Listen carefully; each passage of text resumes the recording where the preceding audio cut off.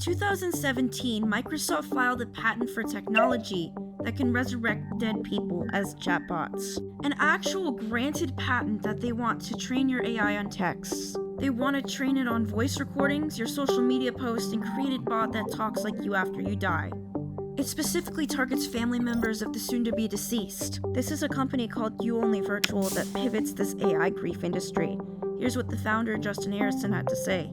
Do I think that good things come of human suffering? For sure. Justin isn't building a dystopian future. In fact, this is happening right now, and the people building it are counting on you not paying attention. So let's start with what Microsoft actually filed. Patent number US 108-537-17B2, filed April 11, 2017. Granted December 1st, 2020. And when you read the language, it's very not subtle. Creates what they call a personalized personality index, which is a digital copy of how a specific person like yourself thinks or talks. And here's what they can say it can use: images, voice data, social media posts, electronic messages, and written letters. So that's everything we've created digitally. And the document even specifies that they can go through your entire recordings and just take them. Now, Microsoft filed this in 2017, but we didn't start actually seeing companies selling this until about 2021 and 2022. And this is where the COVID-19 pandemic hit. People lost their families and started going towards these chatbots. Because when you can't say goodbye to your family, what are you supposed to do? People find odd ways to grieve, and so companies were born out of this erasure. But it gets worse. Facebook, Meta's parent company, just got their own version approved. I did notice a patent titled Memorial Facility with Memorabilia, Meeting Room, Secure Memorial Database, and Data Needed for an Interactive Computer Conversation with the Deceased. That cites Microsoft's patent. It even specifies you can train multiple versions for different ages. So there could be a you at 25 bot and a you at 50 bot. Different personalities for different life stages, and all of them posting on your timeline after you die. Now I'm gonna show you a company called Deep Brain AI, and I hope you're prepared for what you're about to see, because it gets scary, and this freaked me out recording it. 영희 엄마, 나야. 정말 오랜만이네. 저는 전혀 생각도 못했던 일이라 지금 너무 좋아요. 당신 곁에 내가 늘 함께 있다는 거 잊지 말고 나는 지금도 내가 보고 안 싶을 떨어져 때 있다고 언제든지 생각해요. 물어봐. 다행히. 우리 다시 만날 때까지 건강하게 잘 지내. 예. 사랑합니다. 순유 씨예요. That's Deep Brain AI, it's full video avatars. And they're partnered with Microsoft, Amazon Web Services, NVIDIA, and they operate in over 100 countries. This is enterprise-grade infrastructure. And the scariest part is that the investment money behind these companies includes Spotify, Zoom, and DeepMind. This is mainstream tech betting on the commercialization of your death. Services like DeepBrain charge up to $5,000 for high-definition video avatars. But here's where it gets really complicated. Because when Scott Adams died in January, his case revealed something disturbing about who actually owns your voice once you die. I'm the VC who created AI Scott Adams. Here's why I'm continuing the project, despite his family's objections. There are very strong emotions on both sides of the question of whether my project, AI Scott Adams, should exist. I understand the arguments for and against it, and I have no plans to stop.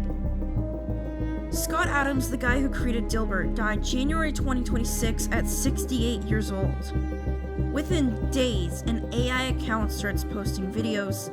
Scott Adams, I heard him say it's so important after I'm gone, I want to become an AI. Why you created AI with Scott Adams? My bedtime stories at night were Scott Adams' Dilbert cartoon. I got a lot of value out of it. I heard him say it's so important after I'm gone, I want to become an AI. This is how I can get to immortality. His family is horrified and wants this to stop, but he keeps going, and this creator says this. I know they're upset about this, and we've created something that makes some people who cared about Scott uncomfortable, but they blocked me, and I took that as a signal to stop trying to reach out.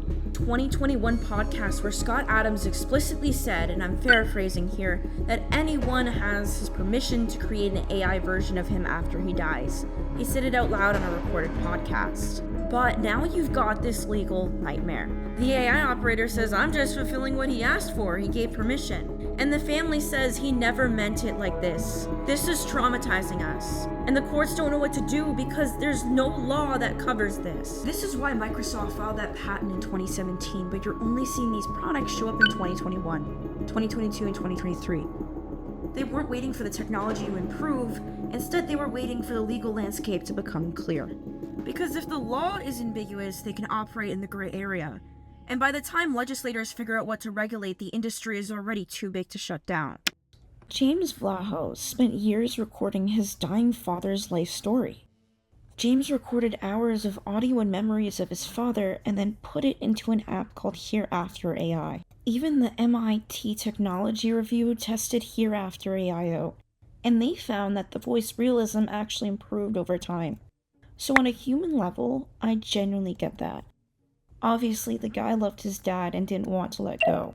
James built Hereafter AI to share his products with the world, with good intentions. And Justin Harrison from earlier, well, he created You Only Virtual AI after his mother passed from stage 4 cancer.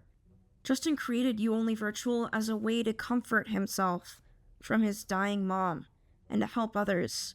When it comes to AI investing, right? I mean, we're seeing massive amounts of money getting into the space. As far as AI investments are concerned, we're talking about, something like $1 trillion already. These companies, Microsoft, Meta, and everyone else, they filed these patents in 2017. They built these things in 20 and 21, and they're investing direct in these AI grief companies just framed as more sympathetic. They did all of that knowing the law wouldn't catch up for years. They created a legal void on purpose, because the void protects them. And now, we're in a situation where your digital self can be recreated without your consent, monetized without your permission, and there's no law to stop it. Your family can object.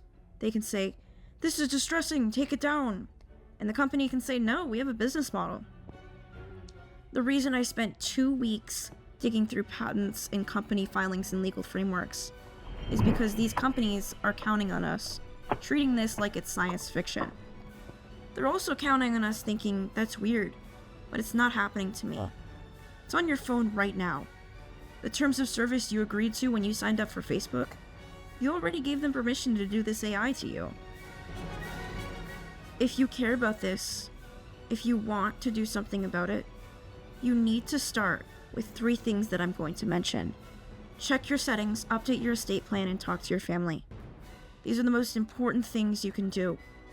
Because everything I just showed you about chatbots, they're training the same system on kids who can't consent, without parental permission, for AI models that are being deployed in schools right now. That's the next video, and the surveillance is so much worse than you think.